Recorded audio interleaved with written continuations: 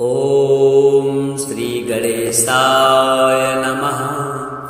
अथ श्री ब्रह्मांड विजय दुर्गा कवचम्। नारायण उवाच।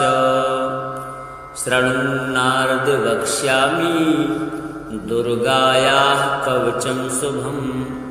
श्रीकृष्णेनैव यद्दत्तं गोलोके ब्रह्मणे पुरा। ब्रह्मा त्रिपुरसङ्ग्रामे शङ्कराय ददौ पुरा। जघान त्रिपुरं रुद्रो यद्धृत्वा भक्तिपूर्वकम्। हरो ददौ गौतमाय पद्माक्षाय च गौतमः। यतो बभूव पद्माक्षः सप्तद्वीपेश्वरो जयी। यद्धृत्वा पठनाद् ब्रह्मा ज्ञानवान् शक्तिमान् भुवि। शिवो बभूव सर्वज्ञो योगिनां च गुरुर्यतः। शिवतुल्यो गौतमश्च बभूव मुनिसत्तमः। ब्रह्माण्डविजयस्यास्य कवचस्य प्रजापतिः। ऋषिश्छन्दश्च गायत्री देवी दुर्गतिनाशिनी। ब्रह्माण्डविजये चैव विनियोगः प्रकीर्तितः। पुण्यतीर्थ च महतां कवचं परमाद्भुतम्। ॐ ह्रीं दुर्गतिनाशिन्यै स्वाहा मे पातु मस्तकम्। ॐ ह्रीं मे पातु कपालं च। ॐ ह्रीं श्रीमिति लोचने पातु मे कर्णयुग्मं च। ॐ दुर्गायै नमः सदा। ॐ ह्रीं श्रीमिति नासां मे सदा पातु च सर्वतः। ॐ श्रीं ह्रीमिति दन्तानि पातु क्लीमोष्टयुग्मकम्। क्रीं क्रीं क्रीं पातु कण्ठं च दुर्गे रक्षतु गण्डकम्। स्कन्धं दुर्गविनाशिन्यै स्वाहा पातु निरन्तरम्। वक्षो विपद्विनाशिन्यै स्वाहा मे पातु सर्वतः। दुर्गे दुर्गे रक्षणीति स्वाहा नाभिं सदावतु। दुर्गे दुर्गे रक्ष रक्ष पृष्ठं मे पातु सर्वतः। ॐ ह्रीं दुर्गायै स्वाहा च हस्तौ पादौ सदावतु। ॐ ह्रीं दुर्गायै स्वाहा च सर्वाङ्गं मे सदावतु।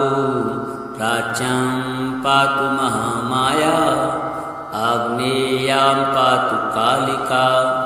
दक्षिणे दक्षकन्या च नैऋत्यां शिवसुन्दरी। पश्चिमे पार्वती पातु। वाराही वारुणे सदा। कुबेरमाता कौवेर्या मैशान्यामीश्वरी सदा। ऊर्ध्वे नारायणी पातु अम्बिकादा सदावतु। ज्ञाने ज्ञानप्रदा पातु स्वप्ने निद्रा सदावतु। इति ते कथितं वत्स सर्वमन्त्रौ विग्रहम्। ब्रह्माण्डविजयं नाम कवचं परमाद्भुतम्। सुस्नाता सर्वतीर्थेषु सर्वयज्ञेषु यत्फलम्। सर्वव्रतोपवासे च तत्फलं लभते नरः। गुरुमभ्यर्च्य विधिवद् वस्त्रालङ्कारचन्दनैः।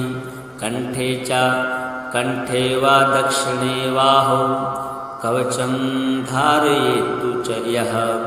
सावत्रैलोक्यविजयी सर्वशत्रुप्रमर्दकः।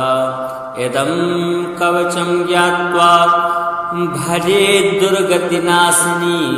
शतलक्षप्रजप्तोऽपि नामन्त्रः सिद्धिदायका। कवचं कारुणिशाखोक्तम् उक्तं नारदसुन्दरम्। यस्मै कस्मै न दातव्यं गोपनीयं सुदुर्लभं श्री दुर्गादेव्यार्पणमस्तु।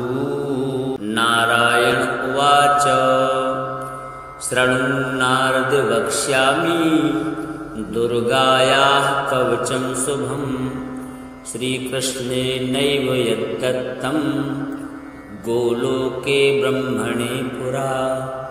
ब्रह्मा त्रिपुरसङ्ग्रामे शङ्कराय ददौ पुरा जघान त्रिपुरं रुद्रो यद्धृत्वा भक्तिपूर्वकम्।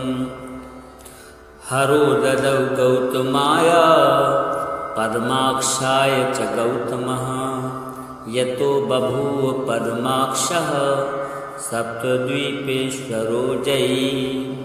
यद्धृत्वा पठनाद् ब्रह्मा ज्ञानवान् शक्तिमान् भुवि शिवो बभूव सर्वज्ञो योगिनां च गुरुर्यतः।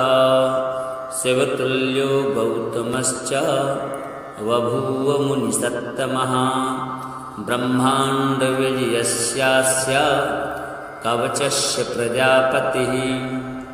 ऋषिश्छन्दश्च गायत्री देवी दुर्गतिनाशिनी ब्रह्माण्डविजये चैव विनियोगः प्रकीर्तितः। पुण्यतीर्थ च महतां कवचं परमाद्भुतम्। ॐ ह्रीं दुर्गतिनाशिन्यै स्वाहा मे पातु मस्तकम्। ॐ ह्रीं मे पातु कपालं च। ॐ ह्रीं श्रीमिति लोचने पातु मे कर्णयुग्मं च। ॐ दुर्गायै नमः सदा। ॐ ह्रीं श्रीमिति नासाम्ये सदा पातु च सर्वतः।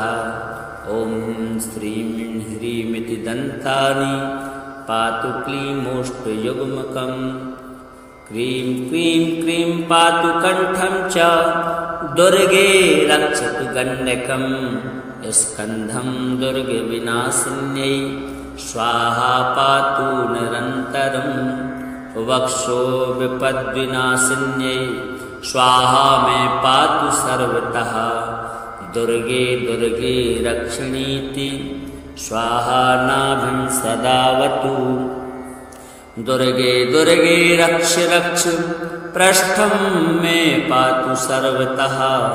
ॐ ह्रीं दुर्गायै स्वाहा च हस्तौ पादौ सदावतु। ॐ ह्रीं दुर्गायै स्वाहा च सर्वाङ्गं मे सदावतु। प्राच्यां पातु महामाया आग्नेयां पातु कालिका। दक्षिणे दक्षकन्या च नैऋत्यां शिवसुन्दरी। पश्चिमे पार्वती पातु वाराही वारुणे सदा। कुबेरमाता कौवेर्या मैशान्यामीश्वरी सदा। ऊर्ध्वे नारायणी पातु अम्बिकाधा सदावतु। ज्ञाने ज्ञानप्रदा पातु स्वप्ने निद्रा सदावतु। इति ते कथितं वत्स सर्वमन्त्रविग्रहम्।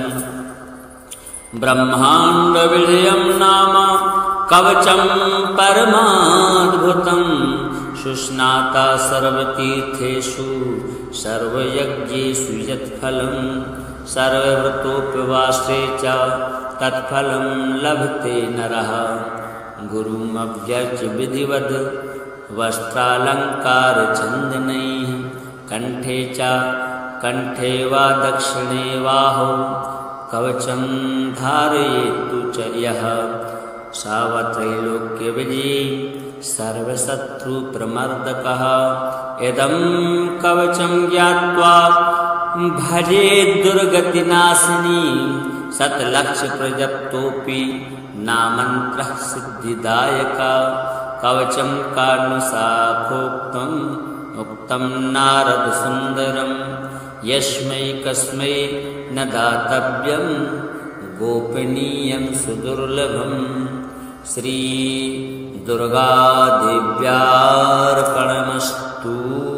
नारायण उवाच शृणुन्नारद वक्ष्यामि दुर्गायाः कवचं शुभम्। श्रीकृष्णेनैव यद्दत्तं गोलोके ब्रह्मणे पुरा। ब्रह्मा त्रिपुरसङ्ग्रामे शङ्कराय ददौ पुरा। जघान त्रिपुरं रुद्रो यद्धृत्वा भक्तिपूर्वकम्। हरो ददौ गौतमाय पद्माक्षाय च गौतमः। यतो बभूव पद्माक्षः सप्तद्वीपेश्वरो जयी। यद्धृत्वा पठनाद् ब्रह्मा ज्ञानवान् शक्तिमान् भुवि। शिवो बभूव सर्वज्ञो योगिनां च गुरुर्यतः। शिवतुल्यो गौतमश्च बभूव मुनिसत्तमः। ब्रह्माण्डविजयस्यास्य कवचस्य प्रजापतिः। ऋषिश्छन्दश्च गायत्री देवी दुर्गतिनाशिनी। ब्रह्माण्डविजये चैव विनियोगः प्रकीर्तितः। पुण्यतीर्थ च महतां कवचं परमाद्भुतम्। ॐ ह्रीं दुर्गतिनाशिन्यै स्वाहा मे पातु मस्तकम्। ॐ ह्रीं मे पातु कपालं च। ॐ ह्रीं श्रीमिति लोचने पातु मे कर्णयुग्मं च। ॐ दुर्गायै नमः सदा। ॐ ह्रीं श्रीमिति नासां मे सदा पातु च सर्वतः। ॐ श्रीं ह्रीमिति दन्तानि पातु क्लीमोष्टयुग्मकम्। क्रीं क्रीं क्रीं पातु कण्ठं च दुर्गे रक्षतु गण्डकम्। स्कन्धं दुर्गविनाशिन्यै स्वाहा पातु निरन्तरम्। वक्षो विपद्विनाशिन्यै स्वाहा मे पातु सर्वतः। दुर्गे दुर्गे रक्षणीति स्वाहा नाभिं सदावतु। दुर्गे दुर्गे रक्ष रक्ष पृष्ठं मे पातु सर्वतः। ॐ ह्रीं दुर्गायै स्वाहा च हस्तौ पादौ सदावतु। ॐ ह्रीं दुर्गायै स्वाहा च सर्वाङ्गं मे सदावतु। प्राच्यां पातु महामाया आग्नेयां पातु कालिका। दक्षिणे दक्षकन्या च नैऋत्यां शिवसुन्दरी। पश्चिमे पार्वती पातु। वाराही वारुणे सदा। कुबेरमाता कौवेर्या मैशान्यामीश्वरी सदा। ऊर्ध्वे नारायणी पातु।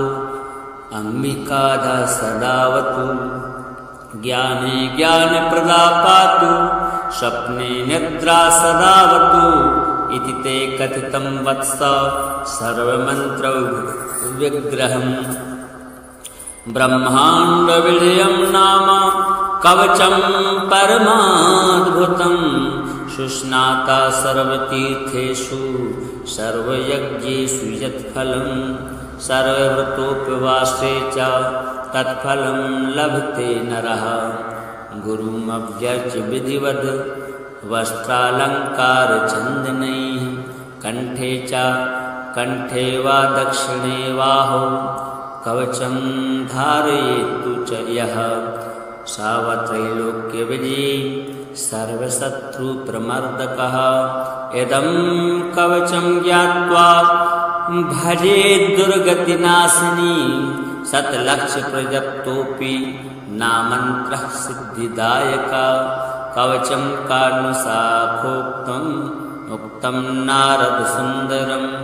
यस्मै कस्मै न दातव्यं गोपनीयं सुदुर्लभं श्रीदुर्गादेव्यार्पणमस्तु। नारायण उवाच शृणुन्नारद वक्ष्यामि दुर्गायाः कवचं शुभं श्रीकृष्णेनैव यद्दत्तं गोलोके ब्रह्मणे पुरा।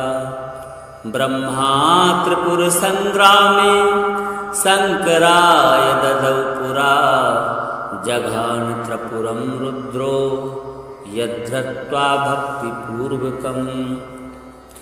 हरो ददौ गौतमाय पद्माक्षाय च गौतमः यतो बभूव पद्माक्षः सप्तद्वीपेश्वरो जयी। यद्धृत्वा पठनाद् ब्रह्मा ज्ञानवान् शक्तिमान् भुवि शिवो बभूव सर्वज्ञो योगिनां च गुरुर्यतः। शिवतुल्यो गौतमश्च बभूव मुनिसत्तमः ब्रह्माण्डविजयस्यास्य कवचस्य प्रजापतिः। ऋषिश्छन्दश्च गायत्री देवी दुर्गतिनाशिनी ब्रह्माण्डविजये चैव विनियोगः प्रकीर्तितः। पुण्यतीर्थ च महतां कवचं परमाद्भुतम्। ॐ ह्रीं दुर्गतिनाशिन्यै स्वाहा मे पातु मस्तकम्। ॐ ह्रीं मे पातु कपालं च ॐ ह्रीं श्रीमिति लोचने पातु मे कर्णयुग्मं च। ॐ दुर्गायै नमः सदा ॐ ह्रीं श्रीमिति नासां मे सदा पातु च सर्वतः। ॐ श्रीं ह्रीमिति दन्तानि पातु क्लीमोष्टयुग्मकम्। क्रीं क्रीं क्रीं पातु कण्ठं च दुर्गे रक्षतु गण्डकम्। स्कन्धं दुर्गविनाशिन्यै स्वाहा पातु निरन्तरम्। वक्षो विपद्विनाशिन्यै स्वाहा मे पातु सर्वतः। दुर्गे दुर्गे रक्षणीति स्वाहा नाभिं सदावतु। दुर्गे दुर्गे रक्ष रक्ष पृष्ठं मे पातु सर्वतः। ॐ ह्रीं दुर्गायै स्वाहा च हस्तौ पादौ सदावतु। ॐ ह्रीं दुर्गायै स्वाहा च सर्वाङ्गं मे सदावतु। प्राच्यां पातु महामाया आग्नेयां पातु कालिका। दक्षिणे दक्षकन्या च नैऋत्यां शिवसुन्दरी। पश्चिमे पार्वती पातु वाराही वारुणे सदा। कुबेरमाता कौवेर्या मैशान्यामीश्वरी सदा। ऊर्ध्वे नारायणी पातु अम्बिकाधा सदावतु। ज्ञाने ज्ञानप्रदा पातु स्वप्ने निद्रा सदावतु। इति ते कथितं वत्स सर्वमन्त्रौ विग्रहम्। ब्रह्माण्डविजयं नाम कवचं परमाद्भुतम्। सुस्नाता सर्वतीर्थेषु सर्वयज्ञेषु यत्फलम्। सर्वव्रतोपवासे च तत्फलं लभते नरः। गुरुमभ्यर्च्य विधिवद् वस्त्रालङ्कारचन्दनैः। कण्ठे वा दक्षिणे बाहौ कवचं धारयेत्तु च यः। सावत्रैलोक्यविजयी सर्वशत्रुप्रमर्दकः। इदं कवचं ज्ञात्वा भजेत् दुर्गतिनाशिनी। शतलक्षप्रजप्तोऽपि नामन्त्रः सिद्धिदायका। कवचं कारुणसाखोक्तम् उक्तं नारदसुन्दरम्। यस्मै कस्मै न दातव्यं गोपनीयं सुदुर्लभं श्री दुर्गादेव्यार्पणमस्तु। नारायण उवाच शृणुन्नारद वक्ष्यामि दुर्गायाः कवचं शुभं श्रीकृष्णेनैव यद्दत्तं गोलोके ब्रह्मणे पुरा। ब्रह्मा त्रिपुरसङ्ग्रामे शङ्कराय ददौ पुरा जघान त्रिपुरं रुद्रो यद्धृत्वा भक्तिपूर्वकम्। हरो ददौ गौतमाय पद्माक्षाय च गौतमः यतो बभूव पद्माक्षः सप्तद्वीपेश्वरो जयी। यद्धृत्वा पठनाद् ब्रह्मा ज्ञानवान् शक्तिमान् भुवि शिवो बभूव सर्वज्ञो योगिनां च गुरुर्यतः। शिवतुल्यो गौतमश्च बभूव मुनिसत्तमः ब्रह्माण्डविजयस्यास्य कवचस्य प्रजापतिः। ऋषिश्छन्दश्च गायत्री देवी दुर्गतिनाशिनी ब्रह्माण्डविजये चैव विनियोगः प्रकीर्तितः। पुण्यतीर्थ च महतां कवचं परमाद्भुतम् ॐ ह्रीं दुर्गतिनाशिन्यै स्वाहा मे पातु मस्तकम्। ॐ ह्रीं मे पातु कपालं च ॐ ह्रीं श्रीमिति लोचने पातु मे कर्णयुग्मं च। ॐ दुर्गायै नमः सदा ॐ ह्रीं श्रीमिति नासाम्ये सदा पातु च सर्वतः। ॐ श्रीं ह्रीमिति दन्तानि पातु क्लीमोष्टयुग्मकम्। क्रीं क्रीं क्रीं पातु कण्ठं च दुर्गे रक्षतु गण्डकं। स्कन्धं दुर्गविनाशिन्यै स्वाहा पातु निरन्तरं। वक्षो विपद्विनाशिन्यै स्वाहा मे पातु सर्वतः। दुर्गे दुर्गे रक्षणीति स्वाहा नाभिं सदावतु। दुर्गे दुर्गे रक्ष रक्ष पृष्ठं मे पातु सर्वतः। ॐ ह्रीं दुर्गायै स्वाहा च हस्तौ पादौ सदावतु। ॐ ह्रीं दुर्गायै स्वाहा च सर्वाङ्गं मे सदावतु। प्राच्यां पातु महामाया आग्नेयां पातु कालिका। दक्षिणे दक्षकन्या च नैऋत्यां शिवसुन्दरी। पश्चिमे पार्वती पातु वाराही वारुणे सदा। कुबेरमाता कौवेर्या मैशान्यामीश्वरी सदा। ऊर्ध्वे नारायणी पातु अम्बिकाधा सदावतु। ज्ञाने ज्ञानप्रदा पातु स्वप्ने निद्रा सदावतु। इति ते कथितं वत्स सर्वमन्त्रविग्रहम्। ब्रह्माण्डविजयं नाम कवचं परमाद्भुतम्। सुस्नाता सर्वतीर्थेषु सर्वयज्ञेषु यत्फलम्।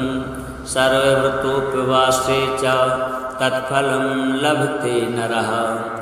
गुरुमव्यर्च्य विधिवद् वस्त्रालङ्कारचन्दनैः। कंठे वा दक्षिणे बाहौ कवचं धारयेत्तु च यः। सावत्रैलोक्यविजयी सर्वशत्रुप्रमर्दकः। इदं कवचं ज्ञात्वा भजेत् दुर्गतिनाशिनी। शतलक्षप्रजप्तोऽपि नामन्त्रः सिद्धिदायका। कवचं कारुणिशाखोक्तम् उक्तं नारदसुन्दरम्। यस्मै कस्मै न दातव्यं गोपनीयं सुदुर्लभम्। श्री दुर्गादेव्यार्पणमस्तु। नारायण उवाच शृणुन्नारद वक्ष्यामि दुर्गायाः कवचं शुभम्। श्रीकृष्णेनैव यद्दत्तं गोलोके ब्रह्मणे पुरा। ब्रह्मा त्रिपुरसङ्ग्रामे शङ्कराय ददौ पुरा। जघान त्रिपुरं रुद्रो यद्धृत्वा भक्तिपूर्वकम्। हरो ददौ गौतमाय पद्माक्षाय च गौतमः। यतो बभूव पद्माक्षः सप्तद्वीपेश्वरो जयी। यद्धृत्वा पठनाद् ब्रह्मा ज्ञानवान् शक्तिमान् भुवि। शिवो बभूव सर्वज्ञो योगिनां च गुरुर्यतः। शिवतुल्यो गौतमश्च बभूव मुनिसत्तमः। ब्रह्माण्डविजयस्यास्य कवचस्य प्रजापतिः। ऋषिश्छन्दश्च गायत्री देवी दुर्गतिनाशिनी। ब्रह्माण्डविजये चैव विनियोगः प्रकीर्तितः। पुण्यतीर्थ च महतां कवचं परमाद्भुतम्। ॐ ह्रीं दुर्गतिनाशिन्यै स्वाहा मे पातु मस्तकम्। ॐ ह्रीं मे पातु कपालं च। ॐ ह्रीं श्रीमिति लोचने पातु मे कर्णयुग्मं च। ॐ दुर्गायै नमः सदा। ॐ ह्रीं श्रीमिति नासाम्ये सदा पातु च सर्वतः। ॐ श्रीं ह्रीमिति दन्तानि पातु क्लीमोष्टयुग्मकम्। क्रीं क्रीं क्रीं पातु कण्ठं च दुर्गे रक्षतु गण्डकम्। स्कन्धं दुर्गविनाशिन्यै स्वाहा पातु निरन्तरम्। वक्षो विपद्विनाशिन्यै स्वाहा मे पातु सर्वतः। दुर्गे दुर्गे रक्षणीति स्वाहा नाभिं सदावतु। दुर्गे दुर्गे रक्ष रक्ष पृष्ठं मे पातु सर्वतः। ॐ ह्रीं दुर्गायै स्वाहा च हस्तौ पादौ सदावतु। ॐ ह्रीं दुर्गायै स्वाहा च सर्वाङ्गं मे सदावतु। प्राच्यां पातु महामाया आग्नेयां पातु कालिका। दक्षिणे दक्षकन्या च नैऋत्यां शिवसुन्दरी। पश्चिमे पार्वती पातु। वाराही वारुणे सदा। कुबेरमाता कौवेर्या मैशान्यामीश्वरी सदा। ऊर्ध्वे नारायणी पातु। अम्बिकाधा सदावतु। ज्ञाने ज्ञानप्रदा पातु। स्वप्ने निद्रा सदावतु। इति ते कथितं वत्स सर्वमन्त्रौ विग्रहम्। ब्रह्माण्डविजयं नाम कवचं परमाद्भुतम्। सुस्नाता सर्वतीर्थेषु सर्वयज्ञेषु यत्फलम्। सर्वव्रतोपवासे च तत्फलं लभते नरः। गुरुमभ्यर्च्य विधिवद् वस्त्रालङ्कारचन्दनैः। कंठे वा दक्षिणे बाहौ कवचं धारयेत्तु च यः। सावत्रैलोक्यविजयी सर्वशत्रुप्रमर्दकः। इदं कवचं ज्ञात्वा भजेत् दुर्गतिनाशिनी। शतलक्षप्रजप्तोऽपि नामन्त्रः सिद्धिदायकः। कवचं कारुणिकसाखोक्तम् उक्तं नारदसुन्दरम्। यस्मै कस्मै न दातव्यं गोपनीयं सुदुर्लभं श्रीदुर्गादेव्यार्पणमस्तु।